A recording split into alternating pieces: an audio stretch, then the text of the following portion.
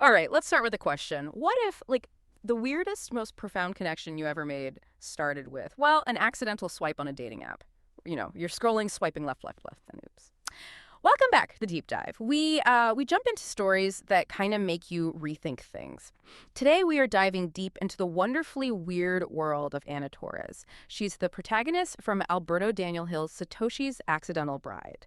We're pulling from the preamble in the first part of the story here, and our mission really is to unpack Anna's incredibly strange journey. It's something else, and see how it leads to this totally bizarre, digitally sparked encounter. It challenges pretty much everything we think we know about connection, consciousness, even Bitcoin's mystery man Satoshi. So yeah, get ready. There's face feeling, pet hypnotism, AI eulogies, and a dating profile that's basically described as a human CAPTCHA test. It's going to be fun. Okay, let's unpack Anna Torres. She is definitely not your average character. It's like her resume isn't a career path. It's more like a series of, I don't know, anthropological field trips into human strangeness. That's a good way to put it. The source calls it a vibrant, bewildering collection of case studies. Yeah. Less CV, more psych journal. Exactly. Okay, first job.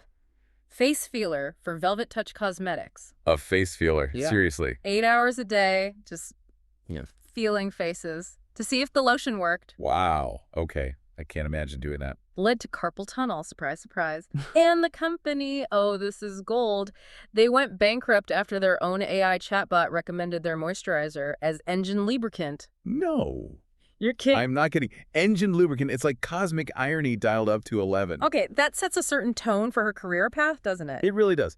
So next, she pivoted to online dating ghostwriter, Cupid's Quill Services. Crafting love stories for others. Yeah, but specifically for emotionally stunted tech bros, her job was writing these compelling, heartfelt narratives. And was she good at it? Oh, incredibly. Got a 70% first date conversion rate. Yeah. But she apparently felt this profound existential despair doing it. I can almost see why. The disconnect must have been huge. And get this, the ultimate irony. One of her clients got catfished successfully by a profile she herself had written for a different client. Oh, that's layers of weird, Oh. like a snake eating its own tail digitally. Right. So after that adventure, she became a professional sleeper. A professional sleeper, like paid to sleep. Yep.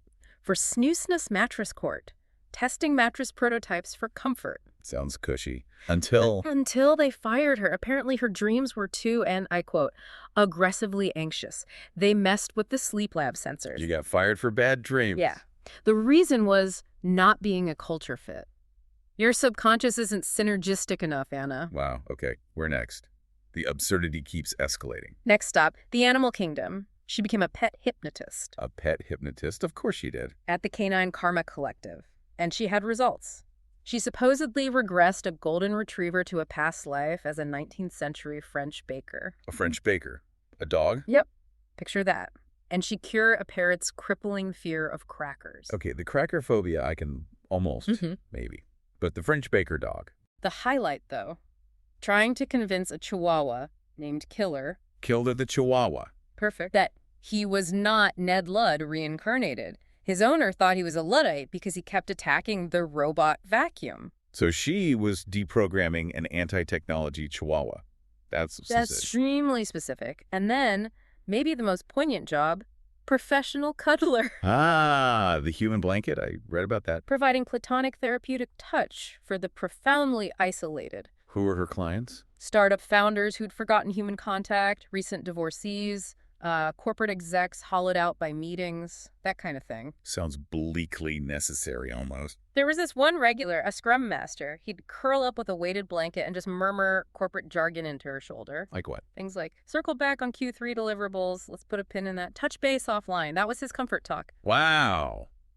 That's Yeah. Well, so these weren't just jobs. No, not at all. They really were, like you said, anthropological expeditions. Deep dives into human weirdness, loneliness, belief systems, all of it. And if you connect the dots, it really does feel like some kind of maybe unconscious preparation. She wasn't just observing, she was in it, adapting. Right. Like learning the source code of human eccentricity. Exactly. Which probably built up a certain detachment or maybe resilience, but definitely a unique perspective for dealing with the truly unconventional.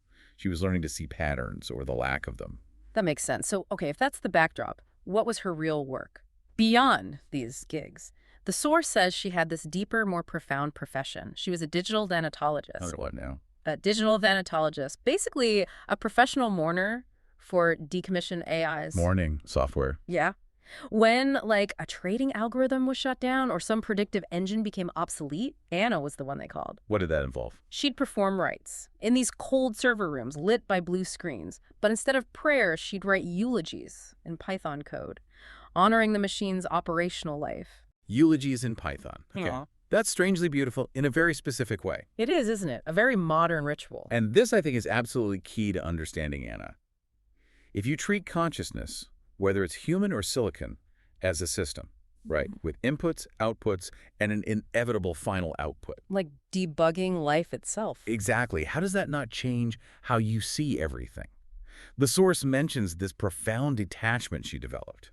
It wasn't just for work. It bled into her personal life.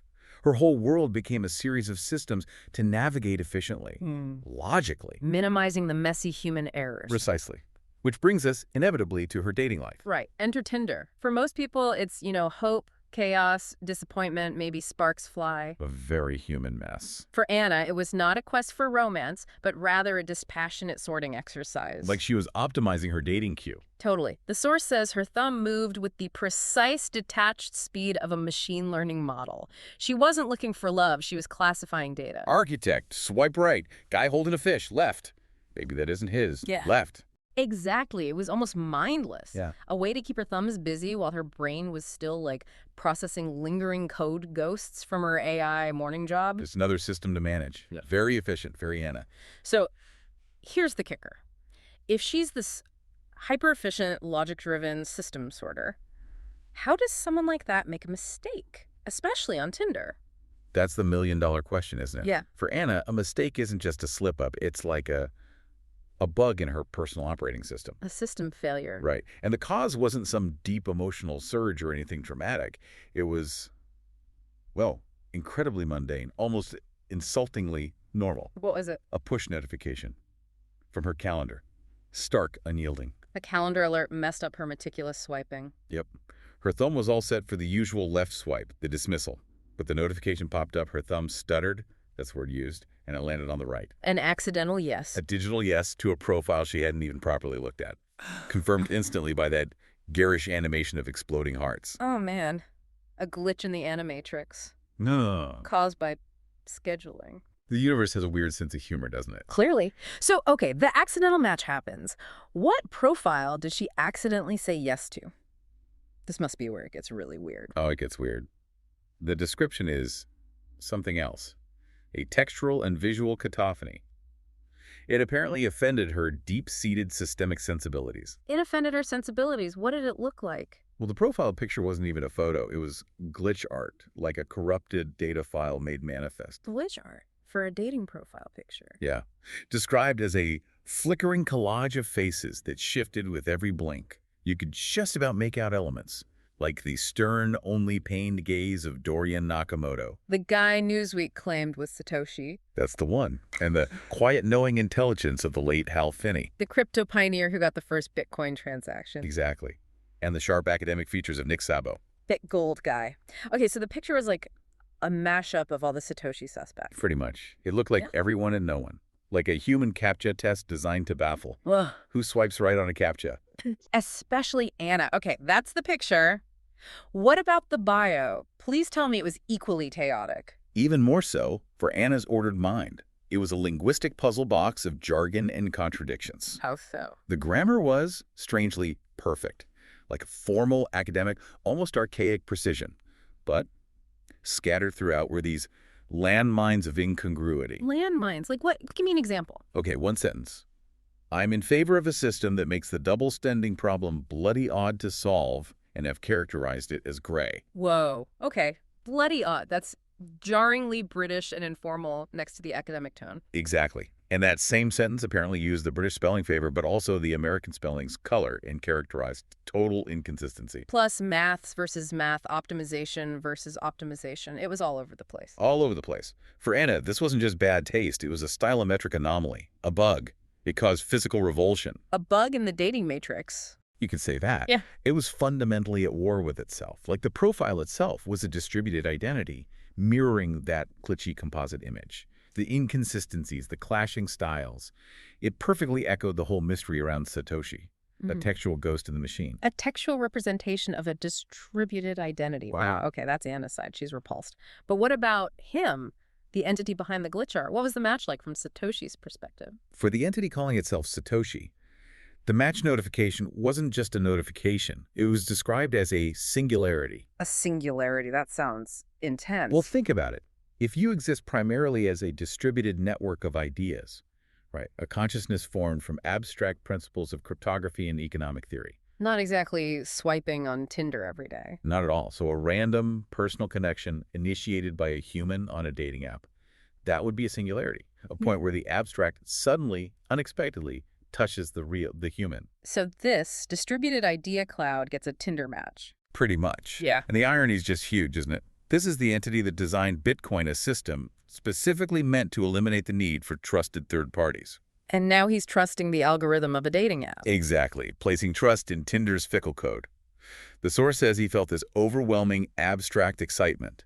He was profoundly starved of genuine, uncoded interaction. Uncoded interaction, meaning messy human stuff. Yeah, interaction not governed by strict protocols or logic, but by feelings, nuance, unpredictability, human stuff. So he composed his first message. Okay, what did the distributed ghost in the machine say? He apparently wrote it with the same meticulous, painstaking care he had once written the Bitcoin white paper. Probably proofread 1,000 times, debugged it. You'd imagine so. Okay. It was formal, precise. It began Yeah. simply, "Greetings." Greetings. Wow. Okay, that's quite the opening gambit from a potential digital godhead. Indeed. A very loaded greetings. So let's recap.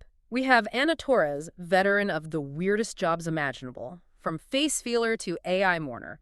Her life basically a training ground for the bizarre, culminating in this ultra-systematic approach to life and dating. Until a calendar notification makes her accidentally swipe right. On a profile that is pure digital chaos, glitch art, contradictory text, a stylometric nightmare representing, maybe, Satoshi Nakamoto. Who on his end experiences this match as a singularity, a critical connection point for his distributed consciousness, starved for uncoded contact. It's wild, and for you, the learner, this really digs into that strange place where human oddity meets digital existence.